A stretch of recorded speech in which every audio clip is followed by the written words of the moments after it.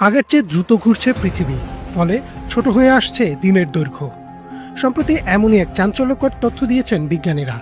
গবেষকরা ধারণা করছেন আগামী কয়েক মাস ধরে চলতে পারে এই অবস্থা।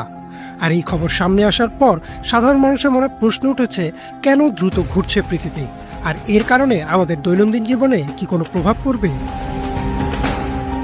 পৃথিবীর নিজ অক্ষের উপর প্রতিনিয়ত ঘূর্ণায়মান, আর এই ঘূর্ণায়ন এক চোখা মানুষরা বলছে বিশ্ব এগিয়ে যাচ্ছে, আর কলবের মধ্যে আল্লাহ নূরওয়ালা মানুষরা বলছে বিশ্ব এগিয়ে যাচ্ছে বাট কিয়ামতের দিকে। কি বুঝছেন? বিশ্ব এগিয়ে যাচ্ছে ঠিকই, বাট কিয়ামতের দিকে, তার শেষ সময়ের দিকে এগিয়ে যাচ্ছে আস্তে আস্তে, এবং এখন খুব দ্রুত এগিয়ে যাচ্ছে।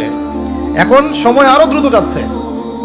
একটা বছর চলে যাচ্ছে একটা মাসের মতো, একটা মাস চলে যাচ্ছে একটা সপ্তাহের মতো, একটা সপ্তাহ যাচ্ছে একটা দিনের মতো, একটা দিন যাচ্ছে একটা ঘন্টার মতো।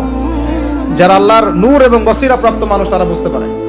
এই যে রমজান চলে আসলো, কয়দিন আগে রমজান শেষ করে আসলেন, এই যে রমজান চলে আসলো। এই যে কয়দিন আগে জুমার নামাজ পড়লেন, দেখবেন আবার জুমা চলে আসবে। সময় দ্রুত চলে যাচ্ছে। কিসের আলামত? কিয়ামতের আলামত।